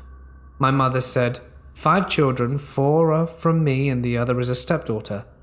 "No, that's not what I meant." My mum said uncertainly, "We have 4 ghosts. A little girl, a teenager, a woman and a man." "No, you have at least 2 men, because I have 2 brutes that are currently screaming in my face and telling me to get out." My mother and her had a very long conversation. Now, I would take what I'm about to tell you with a grain of salt. As soon as my mother told me this, I said, "No way," and called ball. But maybe I'm wrong. The woman told my mother that she's always had the ability to see ghosts, among other things. She used to shatter light bulbs above her mother's head when she was little. One day her teacher was being mean to her. The next thing you know, she's being lifted in midair and pinned against a wall by some invisible force. So, yeah, I'm not too sure about some of the stuff she said. But the whole sensitivity thing was pretty consistent with our experiences. Something else that she'd told us was the whole land around us was very haunted. She said the neighbors across from us have nothing less than an infestation, and that she's never seen anything like it.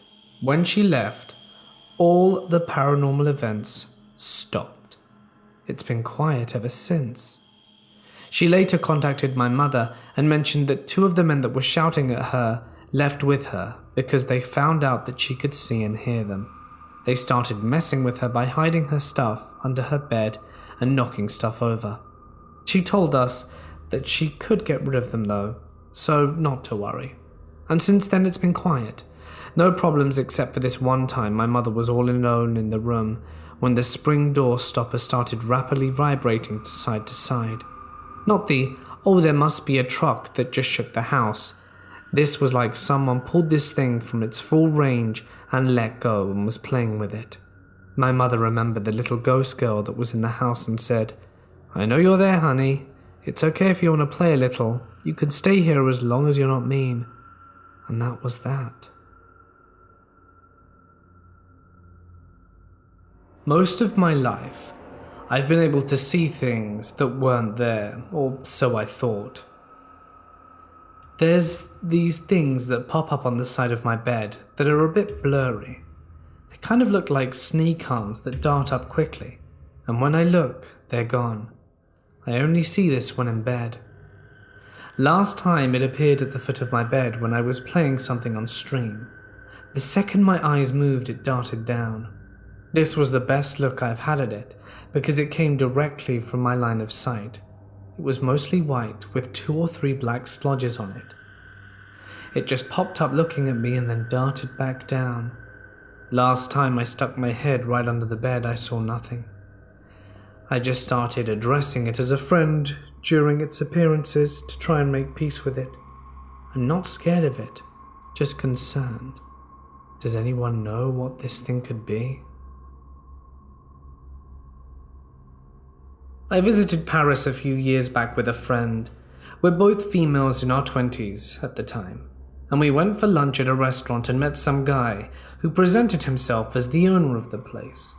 While asking how the lunch was, he asked about our nationality, as it was easily understandable that we're not French. He then proceeded to tell us one of his best friends is from where we're from, and was thrilled to let him know some girls from the same country were eating at his restaurant.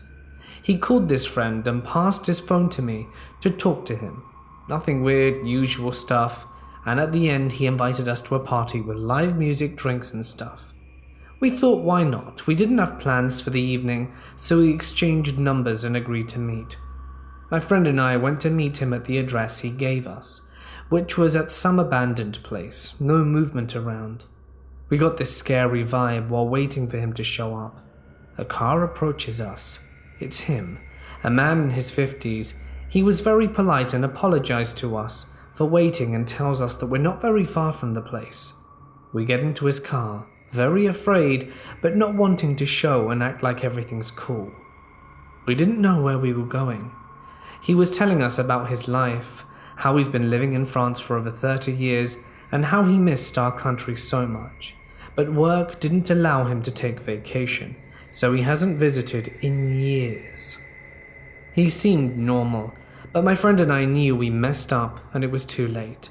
We couldn't even talk about how to get out of the situation. My friend was freaking out, so I told her to please stay calm. We arrive at this building, it's dark outside and we could see no party here. He apologized once again, saying the party was cancelled, but some of his friends are inside and that we could have some drinks, talk a little, and he'll drive us to the hotel later. At this point I'd tell him we'd prefer to go back to our hotel and ask if it's possible to just drop us off at the nearest bus station. He insists that he really wants to spend some time just chatting with us and wants to order some drinks to make up for the party being cancelled. I tried to act as cool as possible, not wanting to offend him because I didn't know how he'd react. He kept begging for us to go inside and maybe cook something for us because I told him we were hungry. Hopefully he would agree to drive us to the hotel. It was 11 p.m. and we gave him a false hotel address, of course. I felt so relieved when I saw city lights again and we were out of his car. To this day I can't believe how naive we were and fortunate that nothing happened.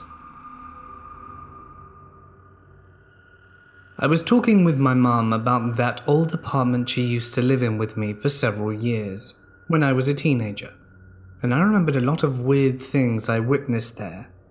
But since I don't believe in demons or ghosts or things like that, I tend to think it could be something else. In any case, this first story is one of the most unexplainable things that's ever happened to me. It took place in the living room. I was on the family computer, just sitting in a big chair. My back was facing the whole living room. That was a long room. Not very large, so it was all in length. On my left, in my back against the wall, there was a very old and large buffet cabinet, on which was placed a Greek keychain. It was the Greek blue eye, known for keeping bad vibes away. So I was on the computer and suddenly heard a loud noise of something falling off this buffet. I didn't turn around immediately because I was very surprised.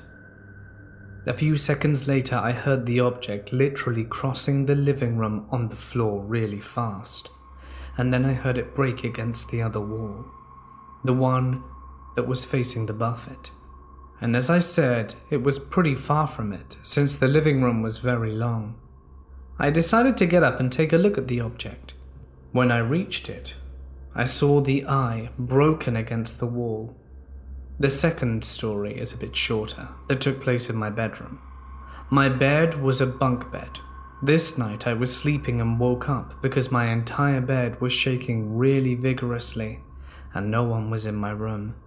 I even heard all my books progressively falling from the shelves, just like the entire room was shaking and not only my bed.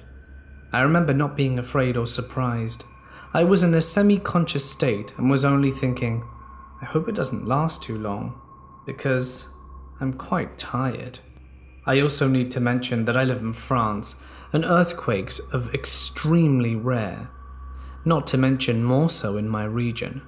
There's no train stations nearby, no metro underneath, so any reason for the ground shaking is very unlikely. The next morning I woke up and immediately noticed the books on the floor, and at that moment I knew it wasn't a dream. I told my mum about it, and she told me that it happened to me with my nightstand. I woke up the other night because it was shaking, and when I touched it, it stopped, and as soon as I removed my hand, it started shaking again. And she even mentioned that she remembered not being afraid or thinking it was unusual, before I even told her how I felt when this happened. So we basically had the exact same experience in different rooms. This final story also takes place in my bedroom. I was sleeping in a bunk bed. Under it was a cozy space with lots of pillows and a blanket on the floor. I was trying to sleep, but suddenly I heard something. I had left my PC on the blanket under my bed. The Windows session was closed, but the computer was still open, and I heard someone typing on the keyboard, and the Windows session opened. I started asking myself why my mum would be in my room in the middle of the night, and what on earth would she be doing on my PC? So I look under the bed from above, and there's no one. I would have heard if someone had opened the door. I decide to go down to see what's happening, and when I saw the PC screen, I noticed a random website was loading, but I didn't wait until it fully had loaded. I didn't even look at the name or anything. I just closed it and went back to bed. That's when I told my mum the next morning, and she asked, "What's the website?" I realized at that moment that I never checked, and now when I share this story, everyone wants to know. I feel silly for not looking.